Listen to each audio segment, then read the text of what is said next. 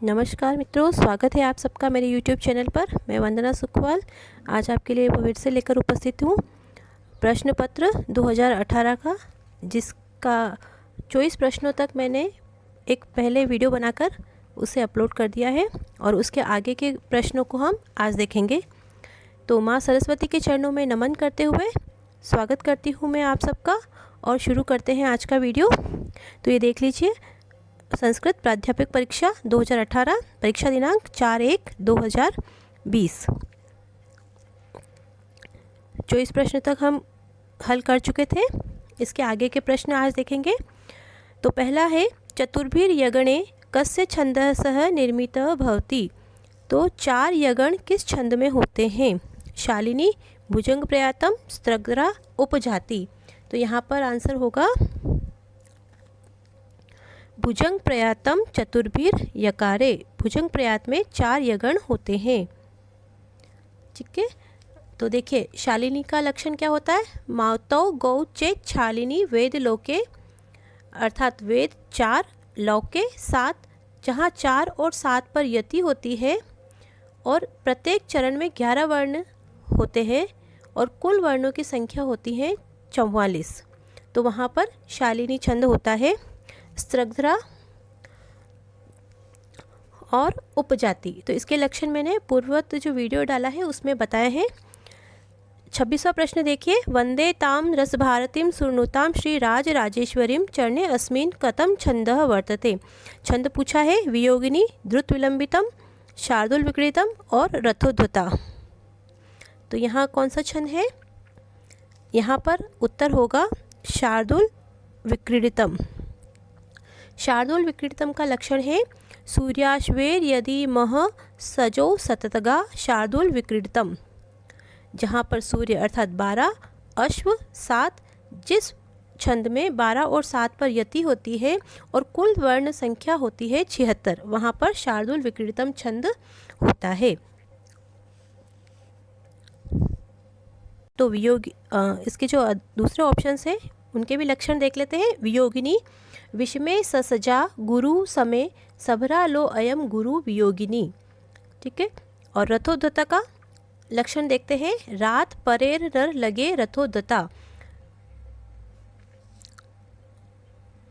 और द्रुत विलंबित माह नभो भरो, ये लक्षण है द्रुत विलंबित का। द्वादश वर्णनात्मकम नभो भरो इति गण व्यवस्थात्मकम छंदम स्यात्। 12 वर्णों से युक्त और नगण, भगण, भगण और रगण, इस प्रकार की गण व्यवस्था से युक्त छंद कौन सा है? तो द्रुत विलंबित आह नभो भरो, किसका लक्षण है ये? द्रुत विलंबितम का। वंशस्थ का जतो तु वंशस्थ मुदीरितम जरो, 12 वर्ण। भुजंग प्रयातम चतुर्भिर यकार, जिसमें 4 यकार होते हैं, 4 के यकार से 12 वर्ण, और न किमपि कोई ऑप्शन में नहीं होगा। मार्गे पदानि ते विस्मी भवन्ति इत्यत्र निश्चयात्मकेन अवयवेन वाक्य पूर्णम कुरुत। तो मार्गे पदानि ते विस्मी भवन्ति इत्यत्र, यहाँ पर अवयव क्या आएगा? किल, चिरम, ततः, खलु। तो किल संदेहात्मक अर्थ में, चिरम लंबे समय का, ततः वहाँ से। तो यहाँ पर आएगा ऑप्शन डी खलु। जब निश्चय अर्थ में होता है तो वहाँ हम खलु अवयव का प्रयोग करते हैं। विघ्ने अपि प्रतिहन्यमानाः प्रारब्धम उत्तम गुणा न परित्यजन्ति समुचिता अवयव पूर्यत। कि विघ्नों के बार बार उत्पन्न होने पर भी जो उत्तम गुणों से युक्त व्यक्ति होते हैं वो अपने व्यवहार को नहीं छोड़ते। तो यहाँ पर क्या आएगा? ऑप्शन सी, पुनः पुनः, बार बार। कंथा पंथा पर्वत लंघनम विद्या वित्तम पंचेतानी। तो रिक्त स्थान में एक शब्द से पूर्ति करनी है, तो क्या आएगा यहाँ? शने कंथा शने पंथा शने पर्वत लंघनम शने विद्या शने वित्तम पंचेतानी शने शने, अर्थात धीरे धीरे। आगे देखेंगे।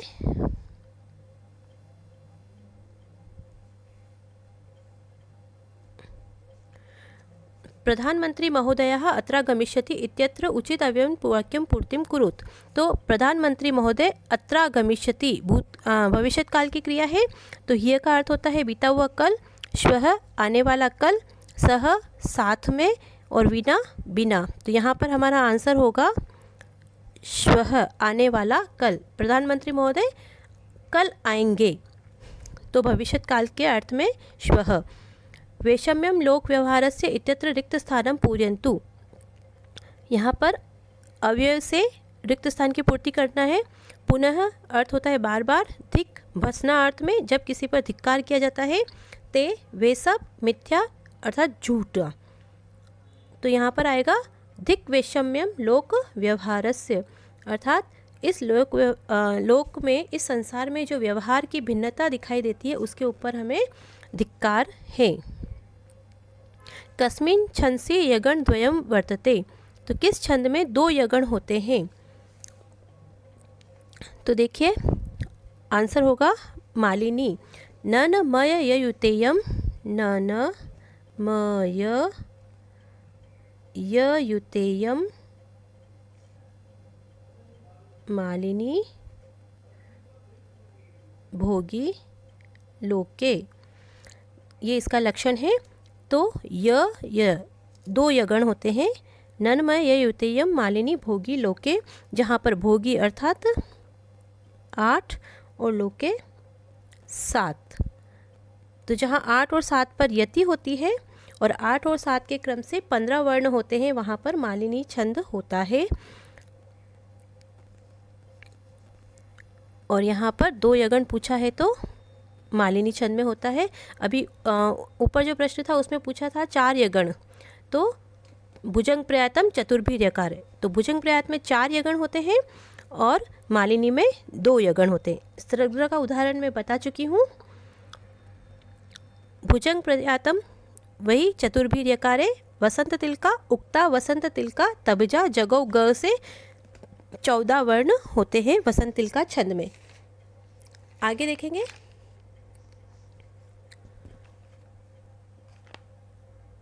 मृभनेर याना त्रयेण त्रिमुनि यति युताः, स्रग्र का लक्षण है। अब देखिए 34वां प्रश्न।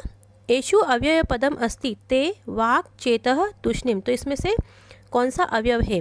ते का अर्थ होता है वे सब, एक सर्वनाम है तत्शब्द, वाक् अर्थात वाणी, चेतः चित्त, हृदयः, तो तूष्णीम हो गया यहाँ पर अव्यय जिसका अर्थ होता है चुप। हरि शब्द से षष्ठी बहुवचनम अस्ति, हरि शब्द का षष्ठी बहुवचन में क्या रूप बनेगा? हरिनाम, हरिणाम, हरिणाम, हरिण्याम, तो यहाँ पर हमारा आंसर होगा ऑप्शन 3 हरिनाम। तो इसके रूप किस प्रकार से चलते हैं देखते हैं। तो ये बहुत ही महत्वपूर्ण होते हैं और शब्द रूपों से लगभग प्रश्न बनता ही है। तो देखेंगे हरि शब्द के इकारांत पुल्लिंग का शब्द है ये। प्रथमा विभक्ति में विभक्ति अंत में बोलूँगी, जैसे हरि, हरि, हरयः प्रथमा, हरिम, हरि, हरिन द्वितीया, हरिणा, हरिभ्याम, हरिभिः तृतीया, हरये, हरिभ्याम, हरिभ्यः चतुर्थी, हरे, हरिभ्याम, हरिभ्यः पंचमी, हरे, हरियो, हरिणाम षष्ठी, हरो, हरियो, हरिषु सप्तमी, और संबोधन में हे हरे, हे हरि, हे हरयः। ठीक है, हरयः विसर्ग आएगा। आगे देखेंगे। सख्यु इति शब्द रूपम अस्ति, तो सख्यु किस विभक्ति का शब्द है? तो यहाँ पर आएगा पंचमी और षष्ठी एक वचन में बनता है सख्युः, सखी शब्द पुल्लिंग में। तो देखिए सख्यु रूप पुल्लिंग और षष्ठी एक वचन में दोनों में ही बनता है, तो हमारा आंसर होगा ऑप्शन नंबर 2। आगे देखेंगे। प्रश्न संख्या 37। अधोअंकितानां युग्मानां समीचीनां तालिकां चिनोत, तो यहाँ पर आपको विभक्ति का रूप दिया हुआ है और उसे आपको मैच करना है कि कौन सी विभक्ति में क्या रूप बनता है। पितरौ, भूभ्रता, गुरु, महांत, तो पितरौ जो है शब्द ये षष्ठी और सप्तमी के द्विवचन में बनता है पितरौ। भूभ्रता तृतीया का एक वचन, गुरु द्वितीया द्विवचन, महांतः प्रथमा के बहुवचन। तो देखिए एक में होगा 4, 2 में 1, 3 में 2 और 4 में 3, 4 1 2 3 किस में है? ऑप्शन नंबर 4 1 2 3, ऑप्शन नंबर 1 हमारा करेक्ट आंसर होगा। अब देखिए धेनु शब्द से पंचमी एक वचने वैकल्पिक रूपस्थ, देखिए पंचमी एक वचन में वैकल्पिक रूप में क्या बनेंगे वो पूछा गया है। धेनु धेनवे है, धेनवा धेनवह, धेनु धेनोह, धेनवा धेनो। तो यहाँ ऑप्शन होगा हमारा 4 धेनवाह धेनो पंचमी एक वचन में बनता है। अस्मत् शब्द से सर्वनाम्नः मह्यम में इति रूपे स्तः, मह्यम म किस रूप में होता है? तो देखिए चतुर्थी एक वचन, पंचमी बहुवचन, सप्तमी एक वचन, तृतीया एक वचन। तो यहाँ पर मह्यम रूप बनेगा अस्मत् शब्द के चतुर्थी विभक्ति एक वचन में। तो इसके रूप देखेंगे किस प्रकार से चल। देखिए आपको ये देखने ऐसा लग रहा होगा कि मैं आपको शब्द रूप याद करवा रही हूँ, लेकिन यकीन मानिए ऐसे भी विद्यार्थी होते हैं जो इतने सरल प्रश्नों को भी गलत करके आते हैं। तो इसलिए मेरा ऐसा मानना है कि आपको बार बार इनको याद करना होता है और आप इन चीज़ों को आप स्किप करते हैं कि हाँ ये तो याद है और हम कर लेंगे, लेकिन जब वही एग्ज़ाम में आता है तो कन्फ्यूज़न होता है और हम उन प्रश्नों को गलत करके आ जाते हैं। तो देखिए अस्मत् शब्द में क्या रूप बनेगा? सबसे पहले अहम, तो अहम आवाम वयम प्रथमा, माम आवाम अस्मान द्वितीया, मया आवाभ्याम अस्माभिः तृतीया, मह्यम आवाभ्याम अस्मभ्य चतुर्थी, मत आवाभ्याम अस्मत् पंचमी, मम आवाभ्याम अस्मत् षष्ठी और मयि आवियो अस्मासु सप्तमी। इसी प्रकार से इसमें यहाँ अस्मत् है तो युष्मत् के क्या बनेंगे? त्वम युवाम यूयम, त्वाम युवाम युष्मान, त्वया युवाभ्याम युष्माभि, तुभ्यम युवाभ्याम युष्मभ्यम, त्वत् युवाभ्याम युष्मत्, तव युवयोः युष्माकम और त्वयि युवयो युष्मासु। ठीक है, देखिए त्वाम त्वम प्रथमा, त्वाम द्वितीया, त्वया तृतीया, तुभ्यम चतुर्थी, त्वत् पंचमी, तव षष्ठी, त्वयि सप्तमी, अहम प्रथमा, माम द्वितीया, मया तृतीया, मह्यम चतुर्थी, मत पंचमी, मम षष्ठी, मयि सप्तमी। अगला प्रश्न देखेंगे। वधु शब्द से प्रथमा एक वचन द्वितीया बहुवचन रूपम किम, यानी प्रथमा एक वचन में और द्वितीया के बहुवचन में क्या रूप बनता है वधु शब्द का? तो यहाँ पर आंसर हो जाएगा ऑप्शन बी वधूः। अब देखिए अगला प्रश्न 41। सर्व इति सर्वनाम्नः पंचमी एक वचनम रूपम अस्ति, सर्व का पंचमी एक वचन का क्यों रूप जो बनेगा? सर्वात्, सर्वस्मात्, सर्वस्मे, सर्वेषु। तो यहाँ पर बनेगा सर्वस्मात्। अब देखिए यहाँ पे सर्वात् नहीं होगा, सर्वस्मे चतुर्थी एक वचन का है और सर्वेषु जो है सप्तमी बहुवचन का है। तो हमारा आंसर होगा ऑप्शन नंबर 2। इदम इति सर्वनाम्नः स्त्रीलिंगे चतुर्थी पंचमी बहुवचन रूपम अस्ति, इदम शब्द का स्त्रीलिंग में चतुर्थी और पंचमी में बहुवचन में क्या रूप बनेगा? आभ्यः, आभ्यम, आसाम, आभिः। तो क्या बनेगा देखिए, तो यहाँ पर आंसर होगा आभ्यः चतुर्थी और पंचमी के बहुवचन में रूप बनेगा इदम शब्द के स्त्रीलिंग का। तो इसके रूप देखेंगे, देखिए इयम, इमे, इमः प्रथमा, इमाम, इमे, इमः द्वितीया, अनया आभ्याम आभ्भिः तृतीया, अस्य आभ्याम आभ्यः चतुर्थी, अस्याः आभ्याम आभ्यः पंचमी, अस्याः अनयो आसाम षष्ठी और अस्याम अनयो आसु सप्तमी। तो इदम शब्द स्त्रीलिंग चतुर्थी पंचमी रूप बना आभ्यः। तो देखिए आभ्यम कहाँ बनेगा? तो देखिए आसाम जो है ये षष्ठी विभक्ति का बहुवचन है और आबी जो है ये तृतीया का बहुवचन है। अगला प्रश्न देखेंगे, प्रश्न संख्या 43। पा धातु विधिलिंग लकारे मध्यम पुरुषस्य द्विवचन रूपम अस्ति। तो पा धातु में विधिलिंग लकार में मध्यम पुरुष का द्विवचन पूछा है। पिबतम, पिबावह, अपिबतम, पिबेतम। तो यहाँ पर आंसर हो जाएगा ऑप्शन डी, पिबेतम।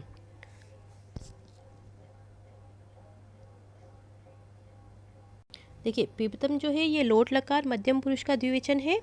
पिबावह लट लकार उत्तम पुरुष का द्विवचन है और अपिबतम लंग लकार का मध्यम पुरुष का द्विवचन है। तो यहाँ विधिलिंग का पूछा है तो यहाँ आंसर होगा ऑप्शन 4, पिबेतम। अस धातो लृटि उत्तम पुरुषे बहुवचनम रूपम अस्ति। अस धातु में लृट लकार में उत्तम पुरुष बहुवचन में क्या रूप बनेगा? असिष्यामः, भविष्यामः, आस्मः, भविष्यामः। तो यहाँ पर हमारा भविष्यामः लिट लकार में पूछा है भविष्यत काल के अर्थ में, तो भविष्यामः।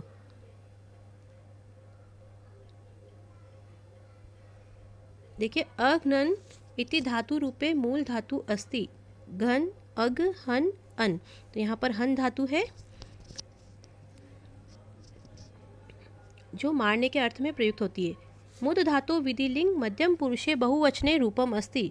तो विधिलिंग मध्यम पुरुष बहुवचन में मुद धातु से क्या रूप बनेगा? मोदेध्वम, मोदध्वम, मोदध्वे, मुमुद्दिध्वे। तो यहाँ पर आंसर होगा हमारा ऑप्शन 1, मोदेध्वम। तो मोदध्वम जो है ये लोट लकार मध्यम पुरुष का बहुवचन है और मोदध्वे लट लकार मध्यम पुरुष का बहुवचन है। अगला प्रश्न देखेंगे, अलभता इति शब्द रूपम अस्ति। लटी प्रथम पुरुषे एकवचनम, लोटी मध्यम पुरुषे एकवचनम, लटी उत्तम पुरुषे एकवचनम, लंगी मध्यम पुरुषे एकवचनम। तो अलभता किसमें बनेगा? तो यहाँ पर आंसर होगा लंग लकार मध्यम पुरुष के एक वचन में रूप बनेगा अलभता। तो इनके भी रूप देखते हैं क्या बनेगा। लटी प्रथम पुरुष एक वचन में बनता है लभते। लोटी मध्यम पुरुष एक वचन में बनता है लभस्व। और लृटी उत्तम पुरुष एक वचन में बनता है लपसे। तो ये लब धातु आत्मनेपदी की है तो इसके रूप सेव के समान चलते हैं। आगे देखेंगे 48 प्रश्न नंबर, कृ धातु आत्मनेपदे लोटी उत्तम पुरुष एक वचनम अस्ति। तो आत्मनेपदी में उत्तम पुरुष एक वचन का कौन सा रूप है? कृ धातु का कुर्वे है, कुर्वे, कुर्वित, कुरुषे। तो यहाँ पर आंसर होगा ऑप्शन नंबर 2, कुर्वे। तो ये कुर्वीत जो है ये विधिलिंग लकार का प्रथम पुरुष का एक वचन है। कुरुषे लट लकार मध्यम पुरुष का एक वचन है। आगे देखेंगे, अब यहाँ पर हमें प्रत्यय देखना है कि कौन कौन से शब्द रूप में कौन कौन सा धातु प्रत्यय लगा है। दुग्धवान, तो यहाँ पर आएगा तवतु। संपच्य, उपसर्ग के साथ में यदि धातु हो तो त्वा के स्थान पर हो जाता है ल्यप। भोक्तुम, भुज धातु तुमन प्रत्यय। लभनम, लभ धातु ल्युट प्रत्यय, ल्युट में शेष रहता है अनम। आगे देखेंगे प्रश्न संख्या 50, वस धातु त प्रत्ययन रूपम भवति। तो वस धातु के योग में त प्रत्यय लगने पर बनता है रूप उषितः। चयनी इति शब्दे चिय धातु कस्य प्रत्ययस्य विधानम अस्ति। तो चयनीय में अनियर प्रत्यय लगा है। अब देखिए ची धातु के साथ में अनियर प्रत्यय लगा तो बना चयनीय। अगर ची धातु के साथ में ल्युट लग जाता तो बन जाता चयनम। और ची प्रत्यय धातु के साथ में घय प्रत्यय लगने पर बनता है कायः। तो निवास चित्ती शरीरोप समाधाने द्वादेश्य कह, इस सूत्र से ची के साथ में घ प्रत्यय लगने पर कायः शब्द निष्पन्न होता है। आगे देखिए प्रश्न संख्या 52। भज धातु 3 प्रत्यय कृते रूप भवति। भज धातु में 3 प्रत्यय से रूप बनेगा भक्ति ही। उष्ण भोजी इति रूपे उष्ण युर्वकस्य भुज धातुः कस्य प्रत्ययस्य विधानं स्यात्। तो उष्ण भोजी इस रूप में उष्ण युर्वकस्य भुज धातु के साथ में किस प्रत्यय का विधान होता है? तो देखिए नीनि प्रत्ययस्य, इन प्रत्ययस्य, इन प्रत्ययस्य, न कस्यापि। तो यहाँ पे देखिए उष्णम धन भुज धातु और उसके साथ में लगता है नीनि प्रत्यय, तो रूप सिद्ध होता है उष्ण भोजी। और यहाँ पर सूत्र लगता है सुप्य जातो नीनिस्ताच्छिल्ये। इस सूत्र से यहाँ पर उष्ण भोजी रूप सिद्ध हुआ है। आगे देखेंगे लघिमा इति रूपे लघु शब्दात् कस्य प्रत्ययस्य विधानम अस्ति। लघिमा इस शब्द में लघु शब्द के साथ में कौन सा प्रत्यय लगता है? आंग प्रत्यय से, इमनिच प्रत्यय से, नीनि प्रत्यय से, मांग प्रत्यय से। तो यहाँ पर आंसर होगा इमनिच प्रत्यय से। लघु और इमनिच लघिमा रूप सिद्ध हुआ है। और ये लघिमा जो शब्द है यह पुल्लिंग है। लघिमा, गरिमा, अणिमा, महिमा ये सब पुल्लिंग शब्द है और देवता स्त्रीलिंग शब्द है। तो ये विशेषकर पूछे जाते हैं। अब देखिए गरुत धन मतव इति कृते कस्य शब्दस्य सिद्धिर्भवति। मतु प्रत्यय गुरुत के साथ में बनेगा तो क्या बनेगा? गुरुत्मत, गुरुत्मात, गुरुत्मन, गुरुत्मान। तो यहाँ पर बनेगा गुरुत्मान। ठीक है। और स्त्रीलिंग में बनेगा गुरुत्मती और नपुंसक लिंग में बनेगा गुरुत्मत। अब देखिए अलंकार शास्त्र से संबंधित प्रश्न आ गए हैं। दिशि मंदायते तेजो दक्षिणस्याम रवेरपि तस्यामेव रघो पांड्याः प्रतापम न विषेहरि। अत्र को अलंकारः? अतिशोक्ति, व्यक्तिरेक, अर्थांतरन्यास, वक्रोक्ति। तो यहाँ पर आंसर होगा हमारा ऑप्शन बी, व्यक्तिरेक अलंकारः। अब देखिए इसका लक्षण क्या है? उपमानाद अन्यस्य व्यक्तिरेकः सह एव स। जब उपमान की अपेक्षा उपमेय का आधिक्य वर्णन किया जाता है तो वहाँ पर व्यक्तिरेक अलंकार होता है। तो अब अतिशोक्ति का लक्षण देखेंगे। सिद्धत्वे अध्यवसाय स्याति शोक्ति निर्गद्यते। सिद्धत्वे अध्यवसाया अतिशोक्ति निर्गद्यते। जब किसी का बहुत ही अतिशोक्ति के साथ अर्थात बढ़ा चढ़ाकर जब वर्णन किया जाता है तो वहाँ पर अतिशोक्ति अलंकार होता है। अब देखिए यहाँ पर वक्रोक्ति का क्या होगा लक्षण? यदुक्तम अन्य या वाक्यम अन्य यथा अन्येन योज्यते श्लेषेण काक्वा वा गेया सा वक्रोक्ति द्विधा। तो जब अर्थांतरन्यास का देखेंगे। सामान्यम व विशेषो व यद अन्येन समर्थ्यते सो अर्थांतरन्यास साधर्मण्येन उत्तरेण वा। जब साधारण का विशेष से समर्थन किया जाता है तब वहाँ पर अर्थांतरन्यास अलंकार होता है साधर्म या वेधर्म के समर्थन से। अब देखेंगे प्रश्न संख्या। देखिए मैं इनका जो लक्षण बता रही हूँ उसके पीछे कारण ये है कि कभी कभी सिंपल सा लक्षण देकर रिक्त स्थान दिया जाता है कि ये किस छंद या अलंकार का लक्षण है। अन्यथा केवल प्रश्न पढ़कर उनके उत्तर टिक मैं भी करवा सकती हूँ, लेकिन मैं चाहती हूँ कि जब कोई ये वीडियो देखे तो जो अन्य जो ऑप्शंस दिए हुए हैं, जो विकल्प आपको दिए हुए हैं, तो उनसे संबंधित आपको प्रश्न यदि आने वाली परीक्षा में पूछे जाते हैं तो वहाँ पर आपको कोई संशय या संदेह की स्थिति ना हो, इसलिए मैं इनके अन्य जो विकल्प दिए हुए हैं उनके लक्षण भी आपको साथ साथ में बता रही हूँ। अन्यथा केवल प्रश्न बताकर उत्तर टिक करवाने में कोई दिक्कत नहीं है, मैं करवा सकती हूँ और कम से कम समय में वो वीडियो कंप्लीट भी हो जाएगा। लेकिन उससे कोई आपको किसी प्रकार की ऐसी हेल्प नहीं मिलेगी। जब आप रिवीजन करते हैं तब आप केवल प्रश्नों के उत्तर को, वो रटने वाली चीज़ें नहीं हैं ये। इनको क्या, इनके जो कंसेप्ट होते हैं, इनके जो अंदर की जो गूढ़ बातें होती हैं, उनको हमें समझना होता है। वरना ये जो सारे छंद हैं जितने भी प्रकार के और अलंकार हैं, जब हम इनको पढ़ते हैं तो हमें सब एक जैसे प्रतीत होते हैं, लेकिन इनके अंदर कुछ ऐसे छोटे छोटे शब्द हैं जिनके कारण इनमें अंतर आ जाता है।